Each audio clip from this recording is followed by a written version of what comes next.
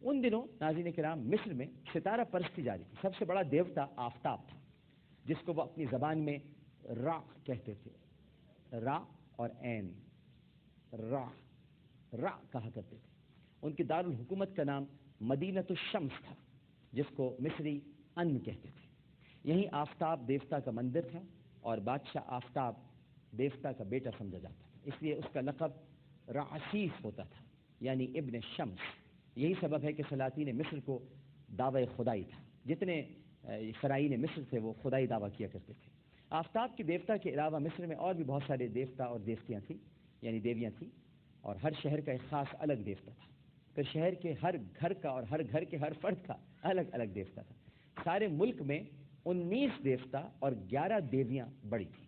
آپ نے یہاں بھی پیغام الہی اور امر بالمعروف اور نہی عن المنکر کا فرض انجام دینا شروع کیا.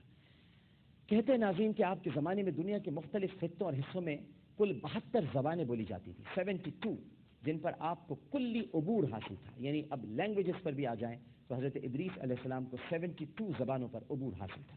یہ رب کریم کی عطا اور بخشش اور حقیقتاً معجزہ تھا. اب آپ سوچئے کہ جب حضرت ادریس کو 72 زبانوں پر عبور حاصل ہے تو جو امام الانبیاء ہیں، جو حضرت ادریس کے بھی امام ہیں، جو محمد مصطفیٰ صلی اللہ علیہ وآلہ وسلم ہیں، انہیں کتنی زبانوں پر عبور ہوگا؟ میں تو کہتا ہوں وہ ہر ایک کی بولیاں سمجھ لیتے تھے. وہ تو چڑیوں کی، پرندوں کی، گوہ ان سے آ کر بات کرتی، بھیڑیے ان سے آ کر کلام کرتے، اونٹ نے آ کر اپنے مالک کی شکایت کی. تو یہ تو امام الانبیاء ہیں، حقیقتاً معجزہ تھا.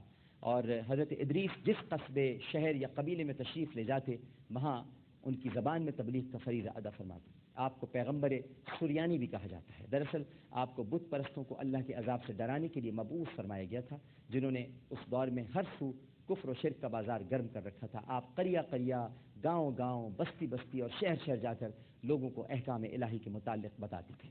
بعض آپ کی بات کو مان لیتے تھے، اکثر نہیں بھی مانتے تھے، لیکن آپ فرائض کی ادائیگی میں دن رات کوشاں رہے. حضرت ادریس علیہ السلام خاموش پسند، سنجیدہ، متین اور انتہائی فکر و خوف کے عادی تھے.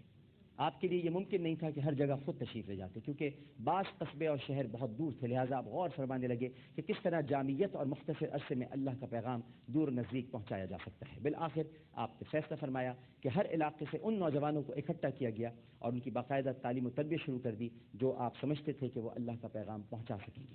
دینی تعلیم کے ہم آہنگ آپ نے انہیں علم عادات، علم الحساب سکھایا، یعنی میتھمیٹکس سکھائی، اور اس کے ساتھ ساتھ مدنی سیاست اور اس کے اصول و قواعد بتائے. حکمت و نجوم اور منطق کے نقاط واضح کیے. آسمانی صحیفے جو عبرانی زبان میں تھے وہ پڑھائے. آپ جانتے تھے کہ ایک نہ ایک دن کفر سے ضرور ٹکر ہوگی، لہٰذا آپ نے اپنے اصحاب کے ساتھ مل کر اسلحہ سازی شروع کر دی اور انہیں عسکری تربیت بھی دی. اس طرح تعلیم و تربیت کے ساتھ ساتھ لشکر بھی تیار ہو رہا تھا تاکہ اگر ضرورت پڑی تو منکرین حق کو دنداں شکن جواب دیا جائے گا. اور اس دوران رشد و ہدایت اور تبلیغ کا سلسلہ بھی جاری رہا. اب آگے کیا ہوگا؟ اس لیے کہ اسلحہ سازی بھی ہو گئی ہے، تربیت بھی دی جا چکی ہے، یعنی اب مجھے لگتا ہے کہ آگے کوئی جنگ ہونے والی ہے اور کچھ شیطان قوتیں اب حضرت ادریس سے مقابلے کے لیے تیار ہیں. یہ آخری ایپیسوڈ حضرت ادریس کا آپ شہر میں دیکھ سکیں گے، اور اس کے بعد پھر حضرت نوح علیہ السلام، ان کا قصہ سب سے خوبصورت قصہ قرآن میں حضرت یوسف علیہ السلام کا ہے، اور سب سے دلچسپ قصہ قرآن میں حضرت نوح علیہ السلام کا ہے. تو حضرت ادریس علیہ السلام کے اس وقت ایپیسوڈ کو ہم یہیں پر اختتام پذیر کرتے ہیں. انشاءاللہ شہر میں اس کو ہم کمپلیٹ کریں گے اور پھر حضرت نوح علیہ السلام کے واقعے کا آغاز ہوگا.